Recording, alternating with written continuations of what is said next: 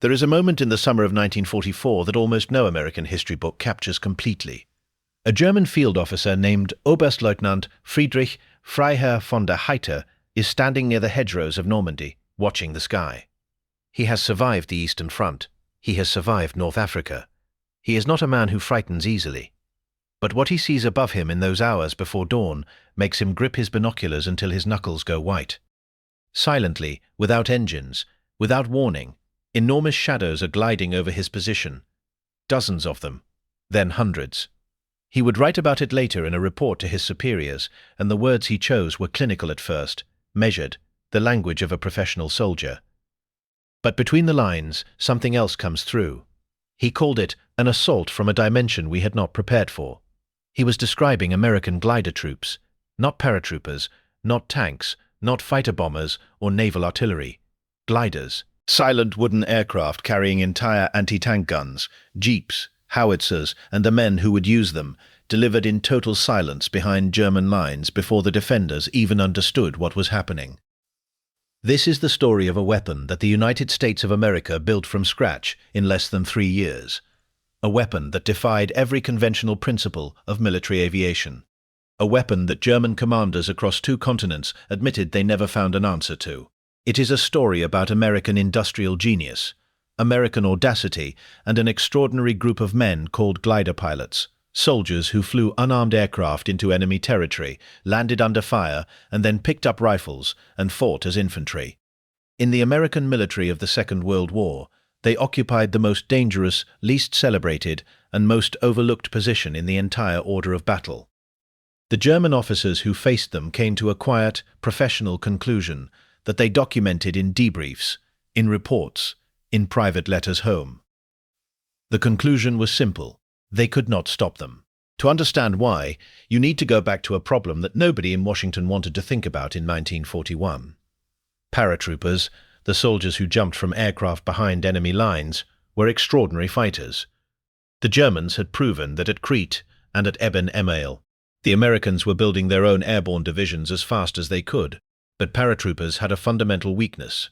When a man exits an aircraft and floats to earth under a parachute, he is scattered across miles of terrain. He lands without heavy equipment, and in the critical minutes after touchdown, he is essentially alone, disoriented, and armed with only whatever he could carry strapped to his body. You cannot drop an artillery piece by parachute. You cannot drop a jeep. You cannot drop an anti-tank gun or the tons of ammunition that a fighting force needs to hold ground once it gets there. Somebody in Washington reached a conclusion that was either brilliantly innovative or completely insane, depending on your perspective. The answer was the glider. The aircraft they built for this purpose was called the Waco CG-4A. It had a high wing, a fabric-covered tubular steel and wood frame, and a nose that hinged upward so that vehicles and heavy equipment could be loaded directly into the fuselage. It carried 13 fully equipped combat soldiers, or a jeep, or a 75mm howitzer with its crew. It was towed to altitude by a C-47 transport, released over the target, and then glided silently to Earth at roughly 60 miles per hour. It had no engine. It had no armor. It had no way to go back. The men who flew these aircraft had a name for what they did. They called it a one-way ticket. Once you cut loose from the tow plane, there was no turning around, no diverting to an alternate airfield, no engine to nurse if things went wrong. You went where the wind and the controls and your own skill took you. You landed in a field, or a hedgerow, or a tree line, and then you were a soldier. The aircraft was finished. It was a landing craft that happened to fly. By 1944, America had produced more than 13,000 Waco CG-4As. The factories that built them had been making furniture and wooden cabinets 6 months before. The men who flew them had been college students and crop dusters and salesmen 18 months before. The entire program was a manifestation of American industrial and human mobilization at its most extraordinary. The Germans, who had spent years building their military with professional rigor and precise doctrine, were about to face something they had never encountered before at scale. American improvisation, American production, and American willingness to send young men into situations that professional military theory would have classified as unacceptably dangerous. The Army built something it called the Glider Pilot Regiment, and this force of men was unique in military history. British glider pilots, once they landed, were supposed to secure their aircraft and wait for evacuation. American glider pilots were supposed to secure their aircraft and then report to the nearest infantry unit and fight. A man had to be a skilled enough pilot to deliver a fully loaded aircraft to a small field under fire at night, and then skilled enough as an infantry soldier to operate under combat conditions for days afterward. The men who met both standards were exceptional human beings. The Army gave them a combat glider badge and called them the Silent Wings. His name was Michael C. Murphy, and in the autumn of 1943 he was 22 years old, standing in a field in North Carolina, training for a mission nobody had fully figured out yet. Murphy had come to the glider program from driving a delivery truck in Pittsburgh, Pennsylvania. He had a commercial pilot's license earned at a local airfield on weekends, and when the Army saw his record, they made him a glider pilot before he had time to ask what that meant. What Murphy and his fellow pilots understood about their role was stark and simple. They would fly a plywood and fabric aircraft with no engine into enemy territory, land it somewhere that would not kill everyone aboard, get out, pick up a rifle, and fight until someone told them to stop. Their aircraft would not be coming back. In most cases, neither would they, in any organized sense, until the ground situation had evolved enough to create an extraction corridor. Until then, they were infantry. There was a phrase that circulated among glider pilots in England before the Normandy invasion. The phrase was, "With the British, you worry about dying. With the Americans, you worry about being paid." It was a joke about the fact that American glider pilots received no hazard pay supplement for their work. The men who flew the most dangerous missions in the American infantry were, for a significant period, receiving the same base pay as a man sitting in an office in Washington. Murphy landed in Normandy in the early hours of the 6th of June 1944 at a place called Landing Zone E near Heysville. The hedgerows came up fast. The field was shorter than any field he had ever landed in during training. There was fire coming from two directions. The man in the co-pilot's seat was 19 years old and had never been in combat. Murphy put the aircraft down. 3 of the men aboard were injured on landing. None were killed. Murphy got out, pulled a carbine from the wreckage, and spent the next 4 days fighting as an infantryman near Sainte-Mère-Église before he was recovered by a military police unit and eventually returned to England to do it again. He would fly 3 more glider combat missions before the end of the war. On the German side of the hedgerows that night, a different kind of accounting was happening. Generalfeldmarschall Erwin Rommel had spent months preparing the Atlantic Wall, the defensive system that was supposed to stop an Allied invasion at the waterline. His plan required knowing where the Allies were going to land. It required his defensive reserves to move to the beaches unimpeded. In the hours before the main landings, both of these requirements were destroyed by a combination of parachute troops and gliders. The 82nd Airborne and the 101st Airborne dropped and landed across a front so wide and so confused that German commanders at every level found themselves unable to identify the main axis of attack. Units that were supposed to move to Omaha Beach were instead dealing with paratroopers 2 miles from their command posts. Communications lines were cut, and in the darkness, from landing zones scattered across the bocage, American gliders were delivering the one thing German infantry most feared encountering in the dark: anti-tank guns. Oberst Werner von Kistowski, commanding a regiment of German infantry in the Cotentin Peninsula, wrote a report on the 12th of June 1944 that his superiors in Berlin would study with considerable attention. In it, he described what the glider assault had done to his unit's ability to react to the beach landings.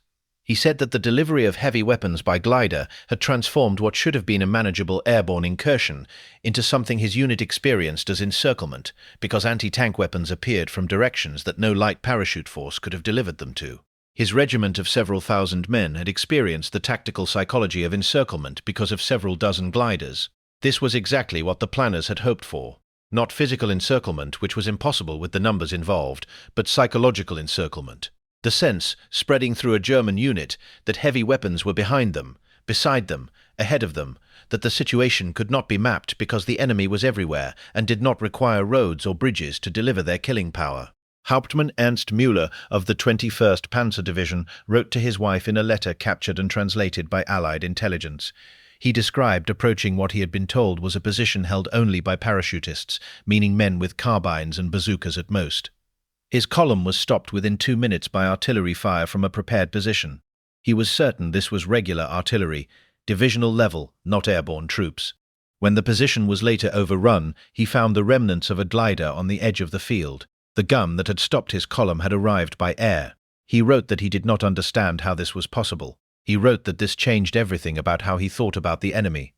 The operation that most completely demonstrated the power and the price of the American glider assault was Market Garden in September of 1944. 3 airborne divisions would land across a corridor stretching from the Belgian border to the Rhine, capturing a series of bridges over the major Dutch rivers. The gliders carrying the 82nd Airborne's heavy equipment flew into the Netherlands over 2 days, the 17th and 18th of September, into some of the most intense anti-aircraft fire of the entire European campaign.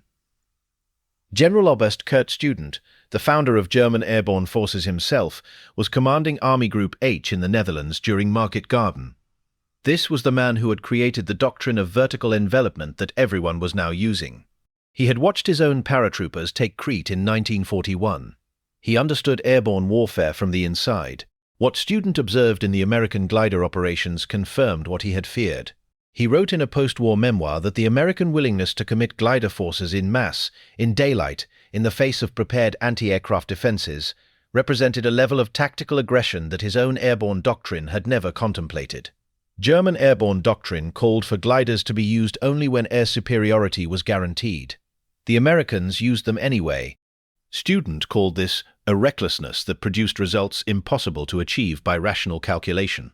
He meant it as professional admiration. He also meant it as an admission that he had no answer to it. The Germans tried to find one. They mapped flat fields large enough to accommodate glider formations and placed anti-aircraft guns around them. They seeded fields with pointed wooden stakes, driven into the ground to shatter glider wings on landing. These obstacles became known as Rommel's asparagus. They pre-registered artillery on likely landing areas so they could bring fire down within minutes of a landing. None of it worked reliably.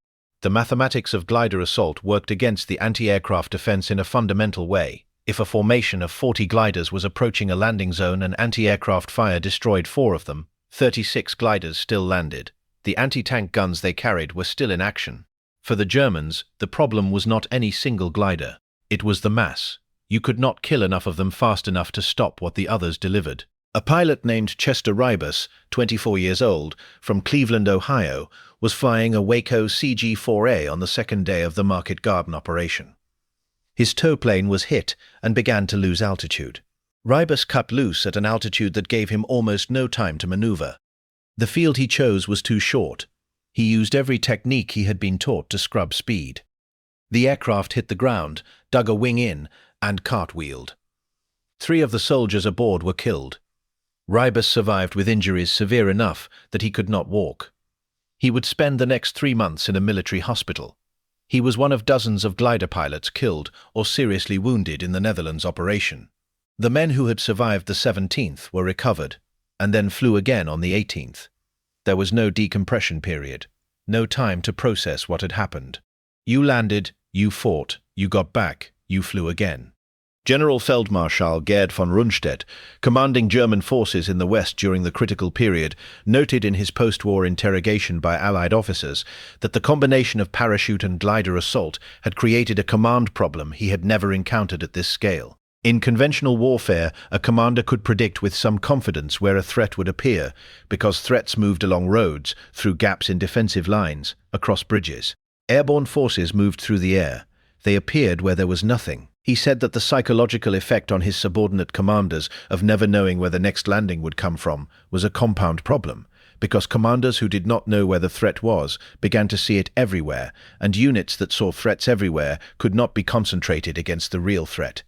He was describing psychological dislocation, and the American glider assault was one of its finest expressions in the entire war. The Battle of the Bulge, in December of 1944, brought the glider forces into one final chapter. When German forces launched their massive counter-offensive through the Ardennes on the 16th of December, the 82nd and 101st Airborne were committed to the battle almost immediately. The weather over the Ardennes in December was among the worst the European theatre had seen. Fog, freezing rain and low clouds made flying conditions that trained pilots flying powered aircraft found extremely challenging. Glider pilots were towed into this by C-47 crews who could barely see, released into cloud and told to find a landing zone. They found the landing zones.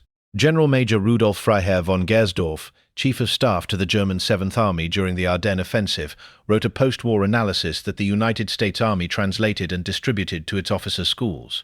In it, he made an observation about American glider operations that cut to the heart of why German commanders had failed to stop them. He said that the fundamental difficulty was not technological. The Waco glider was not a sophisticated aircraft. German engineers could have built it.